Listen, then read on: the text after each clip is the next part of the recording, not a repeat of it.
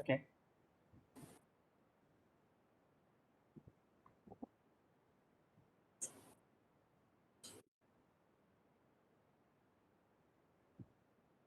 Okay, bismillahirrahmanirrahim. Assalamualaikum warahmatullahi wabarakatuh dan selamat pagi kepada Dr. Syawal dan juga rakan-rakan seperjuangan sekalian. Hari ini saya dan ahli-ahli kumpulan saya akan membentangkan kepentingan falsafah. Ramai antara kita yang berfikiran bahawa sains, sejarah dan matematik merupakan teras utama kehidupan. Tapi kita harus faham bahawa falsafahlah elemen yang mengaitkan semua ilmu tersebut kepada kehidupan. Falsafah menurut definisi leksikal Kamus Merriam-Webster adalah satu disiplin ilmu yang menggunakan logik dan sebab untuk memahami realiti dan menjawab soalan asas mengenai banyak benda. Hari ini kami akan cuba untuk mengupas dapatan perbincangan kami mengenai kenapa pentingnya kita memahami falsafah dalam bidang pengajaran dan pembelajaran khususnya melalui perspektif kita sebagai bakal pendidik.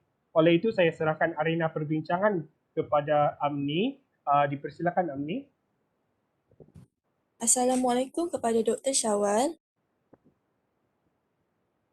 Saya Nur nombor metrik 229220 akan mulakan pembentangan pada hari ini. Kepentingan kefahaman falsafah dalam latihan perguruan yang pertama adalah meningkatkan penguasaan guru dalam bidang ICT.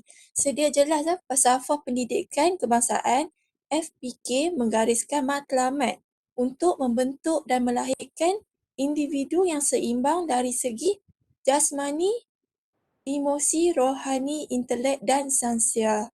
Melalui matlamat ini diharapkan dapat berkembang untuk personaliti yang seimbang dalam semua aspek. Okey, salah satu aspek penting dalam sistem pendidikan adalah penggunaan ICT dalam pengajaran pembelajaran. Penggunaan ICT dalam kalangan guru-guru terlatih ni sangat penting untuk dilaksanakan bagi meningkatkan produktiviti dan efisiensi dalam sistem pengurusan pendidikan, terutamanya sebagai alat bantu dalam proses pengajaran pembelajaran yang mana dapat menarik minat pelajar berasa seronok, tak bosan, mengantuk dalam proses PDP, yang juga dapat meningkatkan kefahaman dan kepenguasaan mereka dalam sesuatu topik pembelajaran. Jadi pentingnya matlamat falsafah pendidikan ni berkaitan dengan penggunaan ICT yang meluas melalui program latihan perguruan. Isu yang kita dapat lihat sekarang ni macam sekarang pandemik COVID-19 yang mana PDP melalui talian yang mana memerlukan kepakaran guru dalam dengan variasi platform seperti Google Classroom, Google Meet dan Zoom. Bayangkan kalau bakal guru ni tak terlatih dengan penguasaan ICT. Macam mana nak hadapi cabaran pandemik sekarang, macam isu-isu sekarang ni. Okey, yang seterusnya, yang kedua, kepentingan kefahaman falsafah dalam latihan perguruan adalah melahirkan guru yang berkualiti dari aspek sosial. Pertama sekali, apakah yang dimaksudkan dengan kemahiran sosial ni? Kemahiran sosial adalah keupayaan komunikasi individu efektif dengan individu lain dalam situasi sosial atau kerja. Yang mana dikatakan individu yang mempunyai kemahiran sosial untuk berinteraksi secara berkesan dengan rakan sekerja dan orang yang tidak dikenali dikatakan mempunyai kecekapan sosial dan emosi. Kat sini pentingnya kita seorang guru ni mempunyai kecekapan sosial dan pandai mengawal emosi. Sebab ada isu yang mana guru pukul emosi, mana bila kita jadi guru ni kita berhadapan dengan macam-macam kerenah pelajar. Jadi kat sini beri kesan negatif pada imej guru dan psikologi pelajar. Oleh itu guru ni perlu terlatih dengan kemahiran sosial agar dapat mengelakkan kecederaan dan meningkatkan kesejahteraan cikgu. Seorang guru juga kena melengkapkan diri dengan kemahiran sosial. Kerana bukan apa, sebab kita ni sebagai guru ni akan bergaul dengan masyarakat sekolah, masyarakat setempat. Sebab ada yang bila tamat latihan, perguruan bila posting, ada masalah nak sesuaikan diri dengan masyarakat sekolah, tak pandai berkomunikasi dengan guru yang lain. Jadi kat sini penting kemahiran sosial dalam diri seorang berjumpa dengan orang, gunakan nada yang betul, senyum, supaya murid-murid pun rasa guru ni mesra dan mudah didekati bila nak tanya soalan. Okey, itu saja sekian daripada saya. Cikgu Nizam. Baik, terima kasih kepada pembentang yang pertama, Encik Amni. Baik, saya pembentang kedua, nombor matrik 829228. Baik, saya akan membentangkan kepentingan kefahaman falsafah dalam latihan perguruan. Baik, poin yang pertama ialah pedoman. Dalam sistem pendidikan Malaysia, FPK ataupun falsafah pendidikan kebangsaan memainkan peranan penting seperti sebagai suluh yang memberi panduan dan arah tuju kepada segala usaha mengembang dan memajukan pendidikan dan pertimbangan asas untuk menentukan matlamat pendidikan negara serta sebagai rujukan untuk membantu para pendidik memahami sistem pendidikan negara dan bimbingan untuk mereka melaksanakan tugas-tugas pendidikan. Selain itu, falsafah pendidikan kebangsaan juga dijadikan sebagai dasar dan pertimbangan asas untuk menentukan kurikulum, bahan-bahan pelajaran dan strategi pengajaran dan pembelajaran, iaitu PNP. Malah, falsafah pendidikan kebangsaan juga dapat mengawal penyelewengan aktiviti PMP daripada dasar pendidikan dan menghilangkan salah faham, keraguan dan pertelikahan dalam sebarang usaha melaksanakan tugas ataupun aktiviti pendidikan. Jadi yang bermaksud falsafah pendidikan ni menjadi satu pedoman atau garis panduan kepada guru untuk melaksanakan tugas mereka berdasarkan falsafah pendidikan. Jika falsafah pendidikan tidak ada, agak sukar ya setiap pendidik ni mempunyai pemikiran ataupun cara yang berbeza-beza. Jika ada satu garis panduan ataupun pedoman iaitu falsafah pendidikan, jadi akan lebih mudah untuk para guru ni menyalurkan ilmu yang penting dan bermakna lah. Atau contohnya nilai-nilai murni yang ada dalam falsafah pendidikan. Jadi guru akan dapat menyatakan nilai-nilai murni lah apa yang terdapat dalam falsafah pendidikan. Itu yang poin pertama. Yang kedua, kan jati diri guru. Baik, apa itu yang dikatakan sebagai jati diri guru? Ya, yang bermaksud ciri-ciri guru lah. Bagaimana guru ni perlu untuk mereka ataupun sebagai kualiti lah. Kualiti yang bermaksud guru sebagai pemimpin, kata kuncinya pemimpin, jati diri guru. Guru sebagai pemimpin berperanan menjadi individu dari segi fizikal, intelek, emosi dan sosialnya. Dalam mengharungi cabaran globalisasi hari ini, guru menggalas cabaran untuk membentuk jati diri yang kukuh. Aspek perlu diteliti adalah berkaitan kepribadian guru itu sendiri. Kualiti peribadi guru adalah perlu kerana guru merupakan sumber ilmu, semangat dan sumber untuk dicontohi dalam pembinaan akhlak yang baik, nilai moral yang baik, wajar dan diingini boleh dibentuk dengan pelbagai cara, iaitu adat resam dan kepercayaan masyarakat. Tingkah laku guru adalah contoh kepada pelajar. Guru sebagai pemimpin haruslah menjadi teladan untuk dicontohi. Dalam arti kata lain juga guru berperanan sebagai pembentuk nilai. Okey, jadi di sini salah satu pada jati diri guru ialah kepimpinan.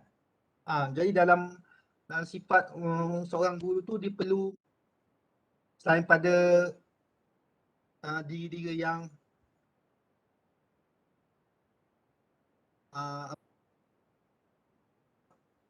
pimpinlah kepimpinan terhadap pelajar tersebut menjadi ikutan. Jadi ikutan kepada pelajarlah untuk melihat kepribadian cikgu tersebut. Perlulah seperti mana yang pembentang kita Nur Aini beritahu, menjadi seorang yang mahir bersosial. Maksudnya guru tu perlu sifat kepimpinan yang baiklah, menjadi teladan kepada pelajar. Baik, itu sahaja.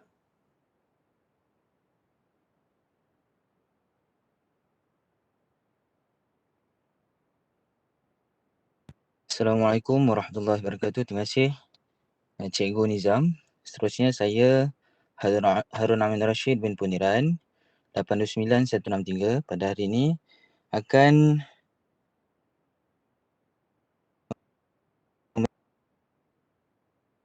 membentangkan perguruan melalui poin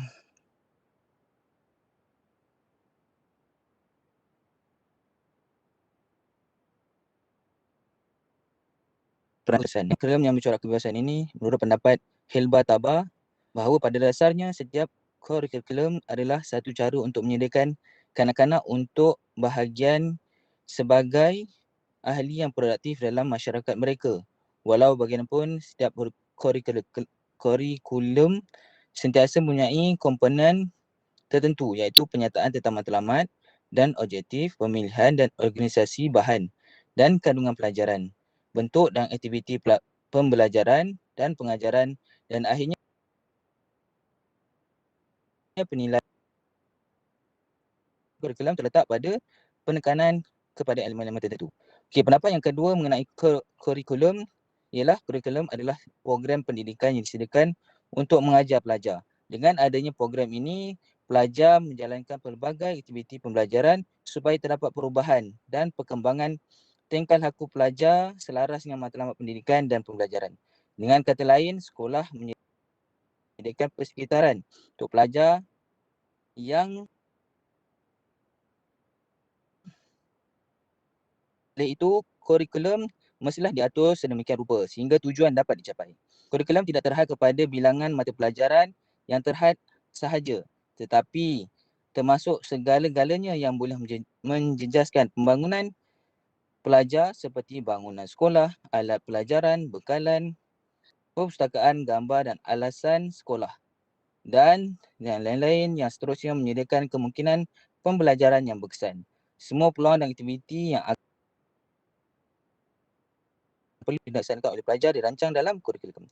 Okey, melalui pendapat yang ketiga adalah kurikulum ni adalah satu siri pengalaman pembelajaran.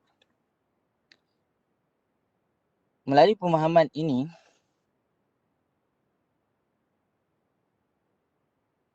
bahawa kurikulum bukanlah terhad kepada bilik darjah tapi juga termasuk aktiviti di luar sekolah. Tidak ada pemisahan yang teguh antara ekstra dan intra kurikulum. Semua aktiviti yang menyediakan pengalaman pembelajaran untuk pelajar pada dasarnya adalah kurikulum. Jadi kurikulum mengikut pengertian di atas adalah satu set plan dan pengaturan mengenai kandungan dan perkara subjek dan cara yang digunakan sebagai garis panduan bagi pelaksanaan unit pendidikan yang berkenaan dalam rangka usaha mencapai matlamat pendidikan negara.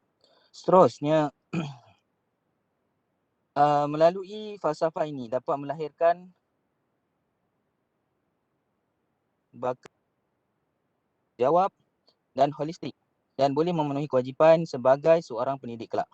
Melalui teras falsafah pendidikan negara, pendidikan di Malaysia ialah satu usaha berterusan ke arah lebih memperkembangkan potensi individu secara menyeluruh dan bersepadu untuk melahirkan insan yang seimbang dan harmoni dari segi intelek, rohani, emosi dan jasmani berdasarkan kepercayaan kepada Tuhan. Usaha ini adalah bertujuan untuk melahirkan warga Malaysia yang berketerampilan, berakhlak mulia, bertanggungjawab dan berkeupayaan dan kemakmuran keluarga, masyarakat dan negara. Ini berkaitan usaha melasiskan transformasi pendidikan negara bagi melahirkan guru yang berkualiti dan baru supaya negara dapat berkembang seiring dengan perubahan global. Institusi pendidikan guru berperanan dalam melengkapkan guru pelatih dengan pengetahuan dan kemahiran abad ke-21 yang mencukupi sejajar dengan kepesatan dan perkembangan, bukan sekadar tertumpu kepada prasarana dan susun atau bilik darjah, tapi penentu utama kejayaan dalam aktiviti pengajaran dan pembelajaran yang berpusatkan murid, bukan berpusatkan kepada guru. Langkah ini dapat mengubah senario pengajaran di sekolah yang sebelum ini rata-rata masih menggunakan kaedah pengajaran konvensional yang mengakibatkan murid kurang fokus dan menunjukkan respon yang lemah dan kurang bermotivasi dan tidak memenuhi isi kandungan pelajaran yang baik. Oleh itu, guru perlu bertindak sebagai pembimbing dalam proses pembelajaran dan berkemahiran dalam melaksanakan tugas PDPC maupun PDPR mengikut perkembangan masa. Terima kasih. Seterusnya saya serahkan kepada sahabat saya, Saudara Firhani. Okey, terima kasih Ustaz Harun. Seterusnya saya adalah pembentang yang terakhir. Nama saya Muhammad Firhani bin Muzaini Marusid, nombor matriks 829199. Baiklah, poin yang pertama adalah pengaruh masyarakat. Guru-guru dianggap sebagai pemangkin masa depan masyarakat. Pendidik seperti kita lah yang akan membantu para pelajar memilih karier dan identiti mereka. Nilai-nilai yang para pelajar telah pelajari daripada kita bakal mereka aplikasi dan guna pakai dalam lingkungan masyarakat semasa proses tumbesaran mereka. Latar belakang falsafah yang kuat akan membantu dalam memastikan nilai-nilai yang dipelajari ini adalah murni dan positif. Contohnya, kalau kita sebagai guru memegang falsafah bahawa prejudis dan rasisme perlu dihentikan, mesti para pelajar akan mengikut falsafah tersebut kerana kita merupakan ibu bapa kedua bagi para pelajar kita. Memahami falsafah pendidikan akan membantu mereka memahami bahawa pentingnya bertanya soalan kenapa. Bila kita mampu untuk memangkin perkembangan intelek para pelajar, ia akan secara tidak langsung memperbaiki standard masyarakat kita dan membuat kita lebih rasional. Selari dengan apa yang saya sebut mengenai rasisme dan prejudis, saya sambung poin yang kedua saya iaitu mengelakkan kita daripada menghakimi ataupun menjadi judgemental. Falsafah dalam pendidikan mengajar guru-guru mengenai konsep untuk tidak menjadi prejudis terhadap personaliti pelajar. Harus ingat bahawa semua pelajar adalah sama. Cara pengajaran kita haruslah tidak mempengaruhi potensi unik dan kebolehan pelajar-pelajar kita. Sebagai pendidik, adalah perlu untuk kita menekankan aspek kreativiti, autonomi dan juga keinginan untuk tahu kepada para pelajar tanpa mengkompromi tahap intelektual mereka. Pokoknya, yang penting kita tidak boleh menolak kewujudan pelajar-pelajar yang berada dalam tahap yang rendah. Falsafah mengajar kita ideologi, di mana kita perlu mengajar dengan sikap tidak memilih. Jadi berdasarkan apa yang telah kami bincangkan, boleh saya simpulkan bahawa falsafah adalah nadi pendidikan.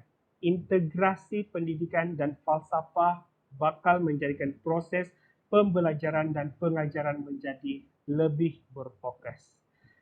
Inilah sebab mengapa falsafah sangat penting dalam diri seorang pendidik. Itu sahaja daripada kami. Terima kasih.